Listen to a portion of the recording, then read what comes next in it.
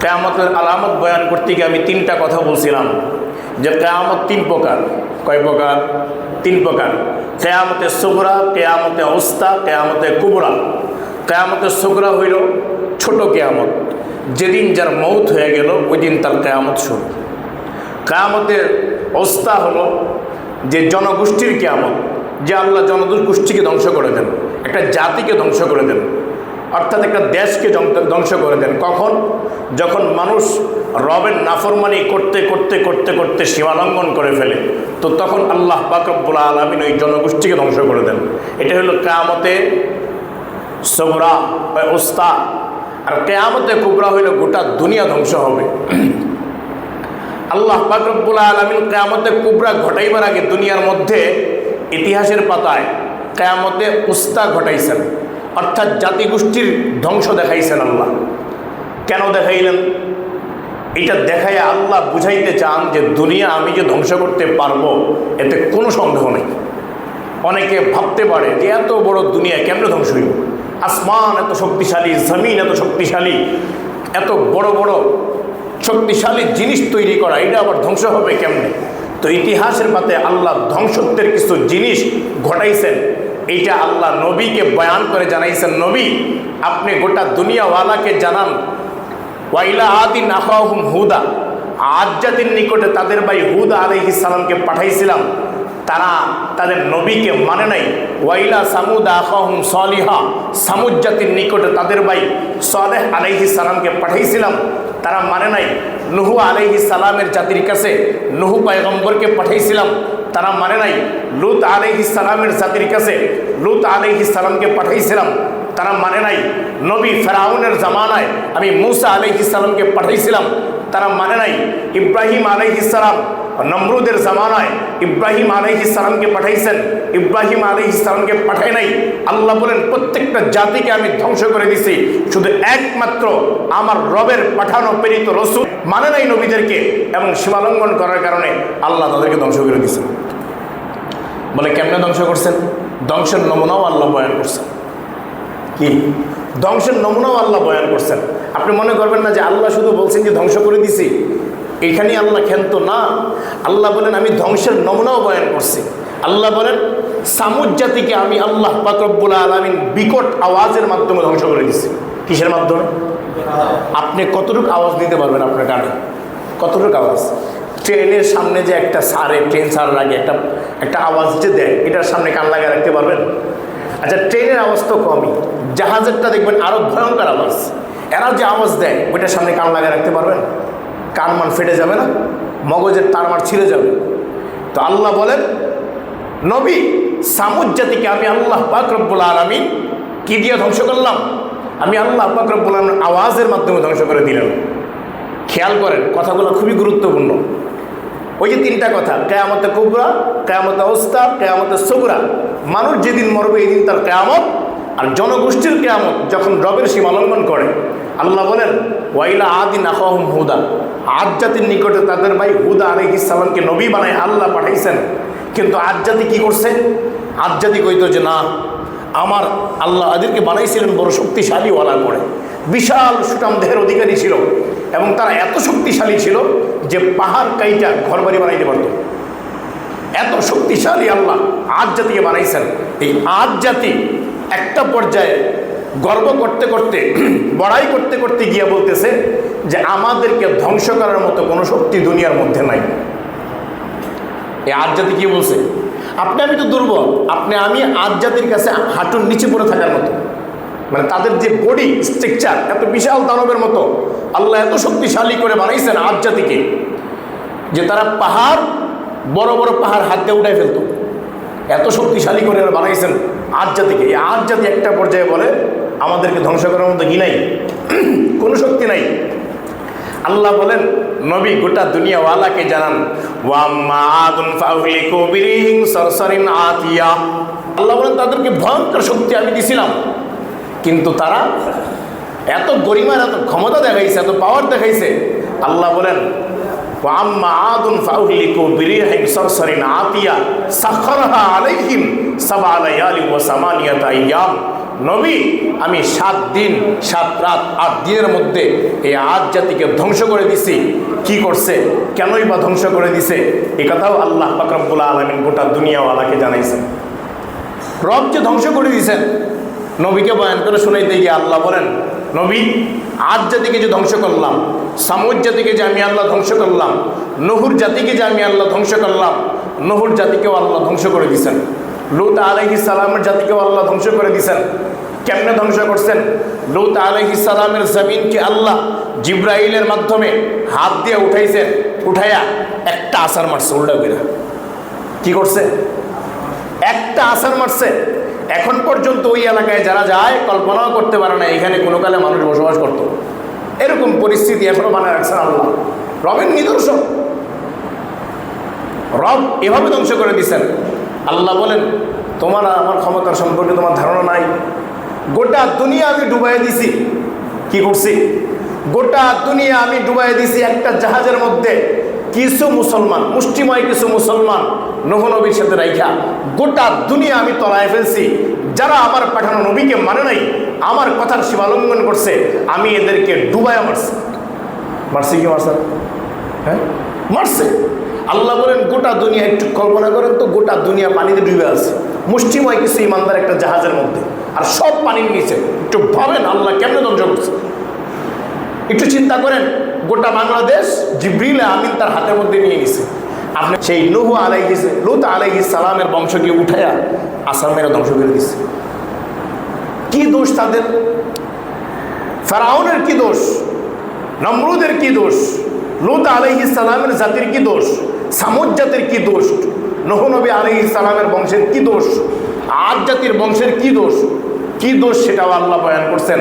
বয়ান করার আগে আল্লাহ গোটা দুনিয়াওয়ালাকে জানায়, নবী আপনি তাদেরকে জানান, ফাহাল তারা লাহুম মিন বাকিয়া, নবী আপনি দেখেন তো এখন তাদের কোনো বংশ অবশিষ্ট আছে কিনা। আমরা যারা এখন এখানে আছি জিন্দা, আমরা কি তাদের ফেরাউনের বংশের কেউ আছে দুনিয়ার মধ্যে? সামুদ জাতির বংশের কেউ আছে?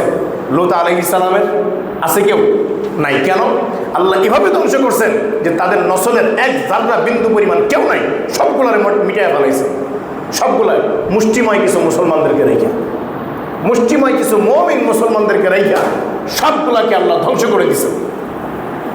আল্লাহ বলেছেন, নবী ফেরাউনের কেউ নাই, নমরুদের কেউ নাই, সাদ্দাতের কেউ নাই, সবগুলাকে ধ্বংস করে দিছি। নবীজি জিজ্ঞাসা করলেন, কেন ধ্বংস করলেন? বিল খাতিয়া, গুনাহ করছে। গুনাহ কি করছে? কি করছে? গুনাহ মনে হয় আমাদের হয় না। আলহামদুলিল্লাহ আপনারা ভালো মানুষ। আমি ইমাম সাহেব, আমি শিখে তারা দিয়েছি, গুনাহ আমার দ্বারা হয়। চোখের গুনাহ হইতেছে, জবানের গুনাহ হইতেছে, কল্পনার ষড়যন্ত্রের গুনাহ হইতেছে, কত রকমের গুনাহ নিজেদের মধ্যে হয়ে যেতেছে, হয় কি না? গুনাহ করছে। কি গুনাহ? নবীজি জিজ্ঞাসা করলেন, কি গুনাহ?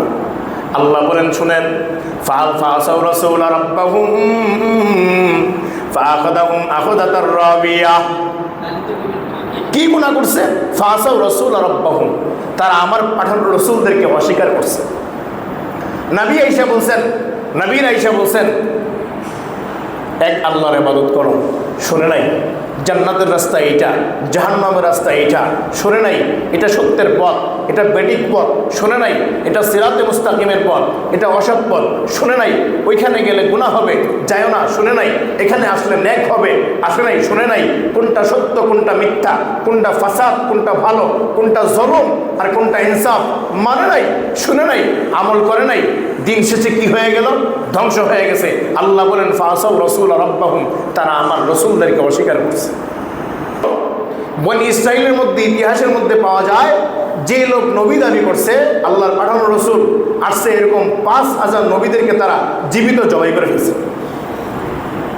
এরকম জালেম ছিল তারা। আপনি মনে করেন না এরকম জালেম এখন নাই? এখন আল্লাহ বলেন কি করছি? তারা যে আমার নবীকে মানে নাই, সীমালঙ্ঘন করছে, আমি কি করছি? ফাআখাযাহুম আখাযাতার রাবিয়া, আমি আল্লাহ পাক রব্বুল আলামিন কঠিনভাবে তাদেরকে পাকড়াও করছি। কি করছি?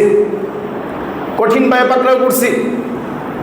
এরপরে আল্লাহ নবীকে জানাইলেন, নবী এই ঘটনা কেন শোনাইলাম? কেন? সামুদ জাতিকে যে ধ্বংস করে দিচ্ছি কেন শোনাইলাম? আদ জাতিকে যে আমি আল্লাহ ঠান্ডা বাতাস দিয়ে ধ্বংস করে দিছি, কেন শুনাইলাম? সামুদ জাতিকে আওয়াজের মাধ্যমে ধ্বংস করে দিছি, কেন শুনাইলাম? নূহ জাতিকে পানি দিয়া ডুবাইয়া মেরে দিছি, কেন শুনাইলাম? যে শুনে আপনি চলে যাবেন, আপনার উম্মত চলে যাবে। শুনে মজা লাগছে, হুজুর কণ্ঠ দিয়ে কইছেন, ভালোই লাগছে, যাক দিলটাও ঠান্ডা কান্নাও ঠান্ডা, জায়গা বাড়িতে না। না, আল্লাহ বলেন লিনাজআলাহা লাকুম, এই ঘটনাগুলো তোমাদের জন্য বানাইলাম। কাদের জন্য? আমাদের জন্য। আল্লাহ বলেন লিতাজআলাহা লাকুম তাযকিরা, ঘটনাগুলো তোমাদের জন্য বানাইলাম। ওয়া তাইয়াহা উযুনু ওয়াইয়া, এই আল্লাহ বলেন ওয়া তাইয়াহা উযুনু ওয়াইয়া, সংরক্ষণকারী ওয়ালা কান। কি কান? শুনতেছি, কথা সংরক্ষণ হইতেছে না?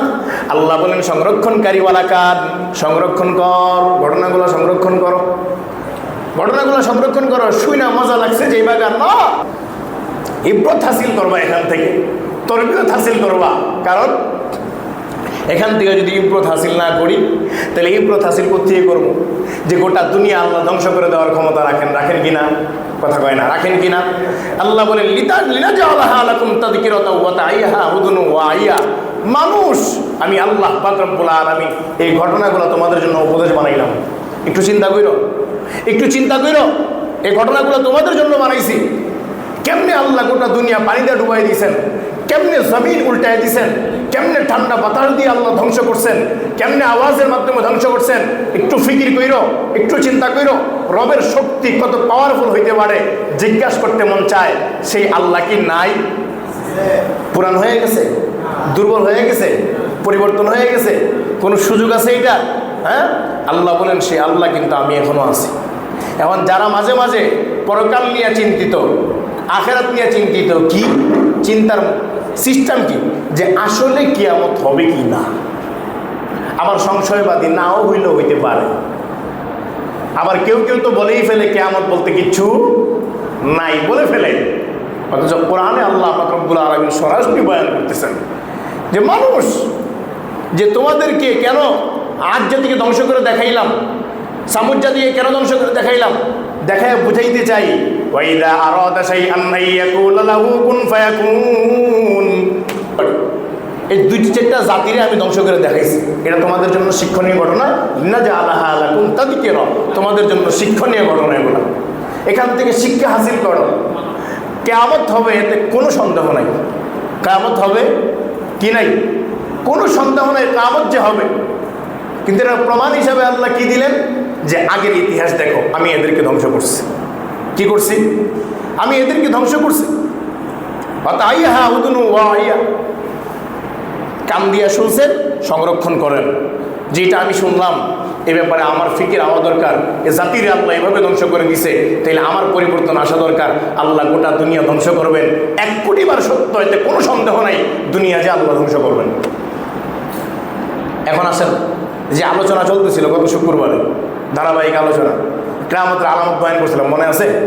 আলামত বয়ান করছিলাম। হুমিলাতিল আরদু ওয়াল জিবাল ফাদুক্কাতা দাক্কাতাও ওয়াহিদা, তাকায়া দেখবেন পাহাড় উঠতেছে, জমিন তছনছ হয়ে গেছে, আসমান ফাইটা গেছে। আল্লাহ একটা ফুৎকারে গোটা দুনিয়া ধ্বংস করে দিবে। গোটা দুনিয়া ধ্বংস করে দিবে না একটা ফুৎকারে। পরের ফুৎকারে কি হবে? সুম্মা নুফিখা ফীহি উখরা ফাইদা হুম কিয়ামুন ইয়ানদুরুন। আল্লাহ বলেন দ্বিতীয় ফুৎকারে মানুষ সব ওইটা কিয়ামতের দিকে তাকায়া থাকবে। কিয়ামত কোন জিনিস? আল্লাহ বলেন সিরিয়ার ময়দানে আমি আল্লাহ পাক রব্বুল আলামিন সেখানে আরশে আজিমের মিম্বর বানাবো। আমি আল্লাহ সেই কুরসির মধ্যে বইসা থাকবো, দুনিয়ায় আর কিছু থাকবে না। সিরিয়ার ময়দান, ওই ময়দানের মধ্যে আল্লাহর বিচারালয় আদালত কায়েম হবে। ওই ময়দানের মধ্যে আল্লাহ বসবেন চেয়ারের মধ্যে। আল্লাহ বলেন প্রথম ফুৎকারে গোটা দুনিয়া ধ্বংস করে দিব, দ্বিতীয় ফুৎকারে মানুষ যারা আছে এরা উঠা আমি আল্লাহর দিকে তাকায় থাকবে, সব তাকায় থাকবে। আবার কেউ কেউ বলেন 3টা, হইতে পারে 3টা। কোরআনের মধ্যে আমি পাইছি 2টা, সরাসরি নুসুসের মাধ্যমে। ওয়ানুফিখা ফিস-সূরি ফাসাইকা মান ফিস সামাওয়াতি ওয়া মান ফিল আরদি ইল্লা মান শাআ আল্লাহ। আল্লাহ প্রথম ফুৎকারের হুকুমের মাধ্যমে আসমান জমিন ধ্বংস হবে। ওয়ানুফিখা ফিস-সূরি ফাসাইকা মান ফিস সামাওয়াতি সুম্মা নুফিখা ফি উখরা ফাইদা হুম কিয়ামুন ইয়ানদুরুন। দ্বিতীয় ফুৎকারে মানুষ উঠা কিয়ামতের দিকে তাকায় থাকবে। এবার দুনিয়া ধ্বংস হয়ে গেল। কি হয়ে গেল? এই এতক্ষণ যে বয়ান করছি, বিশ্বাস হয়েছে? এখন মনে করেন দুনিয়া ধ্বংস হয়ে গেছে। কল্পনা করেন যে দুনিয়া ধ্বংস হয়ে গেছে। কি হয়ে গেছে? দুনিয়া ধ্বংস হয়ে গেছে। এবার আল্লাহ নবীকে জানান, নবী কিয়ামতের ময়দান। কিসের ময়দান? কথা বলে কিসের ময়দান? এবার আল্লাহ বলেন, নবী শুনেন, ইয়াউমাইদিন তুরাদুনা লা তাখফা মিনকুম খাফিয়া। ও নবী, কিয়ামতের ময়দানে প্রথম যে বিষয়টা, কোনো গোপন বিষয় গোপন থাকবে না। দুনিয়ার মধ্যে কত অন্যায় করেন, কত জুলুম করেন, কত ফাসাদ করেন, গোপন রাখার কায়দা আছে না নাই? হ্যাঁ, আছে। রাতের অন্ধকারে লুকায় আপনি সিগারেট খাইলে কেউ দেখবে না, গাঁজা খাইলে কেউ দেখবে না, কিন্তু দেখবেন কে? দুনিয়ার কেউ না দেখলেও আল্লাহ পাক রব্বুল আলামিন বলেন, নবী টেনশনের কোনো কারণ নাই। ইয়াউমাইদিন তুরাদুনা লা তাখফা মিনকুম খাফিয়া। কিয়ামতের দিন কোনো বিষয়কে আমি আল্লাহ গোপন রাখবো না। এখন দুনিয়াতে ছোটোখাটো গুণাটুনা কইরা গোপন রাখা যেতে পারে, কিন্তু কিয়ামতের ময়দানে কোনো পাপ লুকাইতে পারবেন না। আমি খতিব সাহেব বাহাদুরি দেখাইবার কোনো সুযোগ নাই। আজকে যদি কপালের মধ্যে লেখা থাকতো আমি গুনাহগার, কেউ বয়ান হতো না আমার কথা কেন? আর আমি বা যদি দেখতাম আমার মুসল্লি গুনাহগার, কেমন লাগতো বিষয়টা? মানে কে কোন গুনাহ করে আসছে কপালের মধ্যে লেখা, ব্যাপারটা কেমন দেখায়? আল্লাহ বলেন, দুনিয়ার মধ্যে গুনাহ লুকায় রাখতে পারলো, কিয়ামতের ময়দানে আমি আল্লাহ সব প্রকাশ করে দেব। এতে কোনো সন্দেহ আছে? হাদিসের মধ্যে আছে উলামা ইকরামের ব্যাপারে, আল্লাহ ওয়ালা বুজুর্গদের ব্যাপারে, যে আল্লাহ পর্দার আড়ালে নিয়ে হিসাব করবেন ইজ্জত ও সম্মানের বদৌলতে। কোন হুজুর করে? সলিমুদ্দিন কলিমুদ্দিন হুজুর, যারা নবীদেরকে নিয়ে সমালোচনা করে, সাহাবা ইকরামদেরকে নিয়ে সমালোচনা করে, এদেরকে এত সোজা পাইছেন? এত সোজা পাইছেন? রাসূল কারীম সাল্লাল্লাহু আলাইহি ওয়াসাল্লাম হাদিসের মধ্যে বলেন, খায়রুল খিয়ার খিয়ারুল উলামা ওয়া শাররুশ শিরার শিরারুল উলামা। একদলকে আল্লাহ জাহান্নামে ফালায়া জাহান্নামের আগুনকে তেজ বাড়াইবেন, এই একদল হুজুর যারা দ্বীনকে বিকৃতি করছে, দ্বীনকে আকপিস করছে, নিজের মন করা জিন্দেগি উম্মতের সামনে বয়ান করছে, দ্বীনকে নিজের মতো বানায় ব্যবহার করছে, এদেরকে আল্লাহ জাহান্নামের আগুনের তেজ বাড়াইবেন এই একদল উলামা ইকরামকে দিয়ে। আরেকদল উলামা ইকরামদেরকে আল্লাহ পর্দার আড়ালে নিয়ে জিজ্ঞাসা করবেন। গোপন রাখার কোনো চান্স নাই। আয়াত এটাই, ইয়াউমাইদিন তুরাদুনা লা তাখফা মিনকুম খাফিয়া। আমি যদি অন্যায় করি, আল্লাহ যদি আমাকে পর্দার আড়ালে নিয়ে কোন এরপরও জিজ্ঞাসা করবেন, তুই কি গুনাহ করছস, এই অন্যায়টা করছস না? 3বার জিজ্ঞাসা করবে, 1 2 3। 3বার জিজ্ঞাসা করার পরে জি আল্লাহ গুনাহ করছি, লুকাইবার কোনো সুযোগ নেই। কেন? আমলনামা আপনার চোখের সামনে। আল্লাহ বলেন, গোপন করতে পারবে না, কোনো চান্স নাই গোপন করার। সেদিন আমি আল্লাহ সবার সামনে প্রকাশ করে দিব। হ্যাঁ, একদলকে পর্দার আড়ালে নেওয়া হইল, এটা আমি আল্লাহ জিজ্ঞাসা করবো যে অন্যায়টা করছিস কিনা, লুকাইবার কোনো চান্স নাই। তাইলে প্রথম নাম্বার কি পাইলেন? কিয়ামতের ময়দানে কোনো গোপন জিনিস গোপন মন থাকবে এই কথাটা। হ্যাঁ, এখন হিসাব করবেন যে আমি কি কি অন্যায় করতেছি, আমি কি কি অপরাধ করতেছি, আমি কি কি জুলুম করতেছি, আমি কার হক মেরে খাইতেছি, আমি কার টাকা মেরে খাইতেছি, কার জায়গা মেরে খাইতেছি, কার বাড়ি মেরে খাইতেছি, কার হক মেরে খাইতেছি, বোনের হক নষ্ট করতেছি, ভাইয়ের হক নষ্ট করতেছি, আব্বা আম্মার হক নষ্ট করতেছি, স্ত্রীর হক নষ্ট করতেছি, সন্তানের হক নষ্ট করতেছি, যত রকমের হক আছে এগুলো খেয়াল রাখতে হবে। কারণ আজকে গোপন থাকলেও কিয়ামতের ময়দানে জোর পায় না, কিয়ামতের ময়দানে গোপন থাকবে না। আপনারা দোস্ত একসাথে চলতেছেন, দুজনে একজন একজনের ক্ষতি করছেন গোপনে, মনে করতেছেন বন্ধু জানে না, বন্ধুর ক্ষতি করে দিছি না। কিয়ামতের ময়দানে আল্লাহ বলেন, দুনিয়াতে লুকায় রাখলো, কিয়ামতের ময়দানে গোপন থাকবে না। কি থাকবে না? কিয়ামতের ময়দানে গোপন থাকবে না। কেন গোপন থাকবে না? এটাও আল্লাহ বয়ান করছেন, এটা আমার মন ধরে কিছু না। আল্লাহ বলেন, নবী আপনি তাদেরকে জানান কেন গোপন থাকবে না। আল্লাহ বলেন, ওয়ানাদাউল মাওয়াজিনাল কিসতা লিয়াউমিল কিয়ামাতি ফালা তুযলামু নাফসুন শাইআ। আল্লাহ বলেন, নবী ওয়ানাদাউল মাওয়াজিনাল কিসত, আমি কিয়ামতের দিন মিজানের পাল্লা কায়েম করো। কিসের পাল্লা? কথা কয় না, কিসের পাল্লা? মিজানের পাল্লা কায়েম করব। দুনিয়ার মধ্যে পাল্লার মধ্যে ব্যবসায়ীরা কম বেশ করতে পারছে কি পারে নাই? কথা কয় না। ব্যবসার মধ্যে একটু আকপিস করছে, কি করে নাই? করছে। উম্মতের মধ্যে জুলুম করছে। আল্লাহ বলেন কিয়ামতের দিন আমি আল্লাহ যে মিজানের পাল্লা কায়েম করব, সেই দিন কি হবে জানো? ফালা তুযলামু নাফসুন শাইআ। দুনিয়ার মধ্যে হয়তো বোকা পায়া মানুষের ঠকাইছো, আছে না? বোকা কাস্টমার ঠকাইয়া দিছে। আল্লাহ বলেন কিয়ামতের দিন মিজানের পাল্লা দাঁড়া করাইয়া আমলনামা দেওয়া হবে। ফালা তুযলামু নাফসুন শাইআ, এক বিন্দু পরিমাণ অবিচার করা হবে না। এক বিন্দু পরিমাণ আল্লাহ কিয়ামতের ময়দানে অবিচার করবে না, কারোর সাথেই না। আপনি আমার সাথেও না, আপনার সাথেও না, কারোর সাথেই না। যার যেটা প্রাপ্য সেটা নিয়ে হাজির হবে। এখন আপনি মনে করতে পারেন যে অনেক সময় যা মানুষ যখন বড়লোক হয়ে যায় তখন ওই 10 টাকা 20 টাকা সিরাটিয়া থাকলে এগুলো ধরে না, দূর এগুলো ফালা। বড়লোক হয়ে গেছে, এখন বান্ডিল ছাড়া চেক ছাড়া হাতায় না, আছে না? নাই সমাজের ভিতরে এরকম লোক আছে না? হ্যাঁ, আল্লাহ বলেন দুনিয়ার মধ্যে এরকম 2-4 টাকা তুমি ফালাই দিছ। কি করছো? ফালাই দিছ। বাবুগিরি, বরত্ব, দাম্ভিকতার কারণে ফালাই দিছ। আল্লাহ বলেন কিয়ামতের দিন কি হবে জানো? ওয়াইন কানা মিসকালা হাববাতিন মিন খারদালিন আতাইনা বিহা। আতাইনা বিহা, আল্লাহ বলতেছেন সরিষা দানা যদি হয় সেটাও আল্লাহ মিজানের পাল্লার সামনে হাজির করবে। সরিষা দানার কত বড় কথা কয় না? সরিষা দানাটা কত বড়? আল্লাহ বলেন সরিষা দানা যদি নেক আমল করো সেটাও হাজির করবো, অন্যায় যদি করো সেটাও হাজির করবো। কেন? ফালা তুযলামু নাফসুন শাইআ, সেদিন যাররা পরিমাণ কারো উপর অবিচার করা হবে না। তাহলে প্রথম নাম্বার কি বুঝলেন? কিয়ামতের দিন কি হবে? কোনো গোপন বিষয়? দেখেন, আমি কিন্তু এই বয়ানটা, মানুষ এই কিয়ামতের বয়ানটা কিন্তু কাইন্দা কাইন্দা বয়ান করে, লগের শ্রোতারাও কান্দে।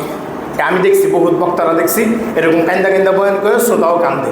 এরকম কান্দেন না বয়ান আমিও পারতাম, কিন্তু আমি চিন্তা করে দেখলাম এখানে একটা বুঝের বিষয় আছে। না কান্দায়া এটা জিনিসটা বুঝাই যে কিয়ামতের দিন আপনি আমার কোনো বিষয় গোপন থাকবে না, এটা 1 কোটিবার সত্য। এটা ফিকিরে আনেন যে কিয়ামতের দিন তো কোনো বিষয় গোপন থাকবে না, ফিকিরে আনেন। 2 নম্বর, আল্লাহ বলেন ওয়ানাজাউল মাওয়াজিনাল কিসত লিয়াউমিল কিয়ামা, কিয়ামতের দিন আল্লাহ মিজানের পাল্লা কায়েম করবেন, অর্থাৎ আমলনামার হিসাব কিতাব, আমলনামার হিসাব নিকাশ কায়েম করবেন। সেখানে আল্লাহ কি বলতেছেন? ওয়াইন কানা মিসকালা হাববাতিন মিন খারদালিন আতাইনা বিহা, একটা সরিষা দানা যদি নেক আমল করেন, বদ আমল করেন, সেটাও আল্লাহ হাজির করবেন। তাহলে প্রথমে আল্লাহ বলছেন কোনো কিছু গোপন থাকবে না। দ্বিতীয় আল্লাহ বলছেন মিজানের পাল্লার মধ্যে 1 জাররা পরিমাণ কোনো কম বেশ হবে না। এবার ফিকিরে আনেন। কান্দাকাটির বয়ান তো আছে, করবেন, অবশ্যই দরকার কান্নাকাটি, কিন্তু এটা আগে ফিকিরে ঢোকান যে আসলেই তো কিয়ামতের ময়দানে কিছু থাকবে না গোপন। এরপরে যা কিছু করতেছি সরিষা দানা পরিমাণও কি হবে না, বিচার কার্য শুরু হয়ে যাবে। কিয়ামতের দিন মানুষ পেরেশান থাকবে, নবী সুপারিশ করবেন। এ বয়ান আমি করছি একবার যে নবী সুপারিশ করবেন, সমস্ত উম্মতরা যাবে নবীদের কাছে। আমার নবী গিয়ে দেখবেন সেজদার মধ্যে কাপড়া কাঁদতেছেন। আবার দেখতেছেন আমার নবী একবার মিজানের পাল্লার দিকে দৌড়ায়, আবার দেখবেন আমার নবী একবার হাউজে কাউসারের দিকে দৌড়ায়, আবার দেখবেন আমার নবী একবার জাহান্নামের গেটের সামনে গিয়ে দাঁড়ায়, আবার দেখবেন আমার নবী একবার ফুলসিরাতের সামনে গিয়ে দাঁড়ায়। প্রশ্ন এসে যায় কি ব্যাপার, নবীজি এভাবে কেন দৌড়াইতেছেন? নবীজি একবার কেন মিজানের দিকে, আরেকবার কেন হাউজে কাউসারের দিকে, আরেকবার কেন জাহান্নামের দিকে? কারণ আমার নবী উম্মতের জন্য এত পেরেশান। আমার নবী গোটা দুনিয়াওয়ালাকে জানায় কিয়ামতের দিন আমি নবী সবচেয়ে বড় পেরেশানির মধ্যে থাকবো। সাহাবায়ে কেরাম জিজ্ঞাসা করলেন, ইয়া রাসূলুল্লাহ, কিয়ামতের দিন আপনি সবচেয়ে পেরেশানির মধ্যে কেন থাকবেন? বলে আমি একলাই আখিরি জামানার উম্মতের নবী। কিয়ামতের দিন আমার উম্মত কয়েকটা জায়গার মধ্যে আটকে যাবে। 1 নম্বর মিজানের পাল্লায়, 2 নম্বর হাউজে কাউসারে, 3 নম্বর পুলসিরাতে, 4 নম্বর জাহান্নামে। আমি একা একটা মানুষ একবার পুলসিরাতের দিকে দৌড়াই, আরেকবার হাউজে কাউসারের দিকে দৌড়াই, আরেকবার জাহান্নামের দিকে দৌড়াই। কেন দৌড়াই? আমার একটা উম্মত পুলসিরাতের মধ্যে আটকা পড়ে গেল কিনা, আমার একটা উম্মত জাহান্নামের গেটে আটকা পড়ে গেল কিনা, আমার একটা উম্মত হাউজে কাউসারের সামনে আটকা পড়ে গেল কিনা, আমার একটা উম্মত মিজানের পাল্লার মধ্যে আটকা পড়ে গেল কিনা। এই একটা উম্মত যদি জাহান্নামে যায় আমি নবী বরদাশত করতে পারবো না।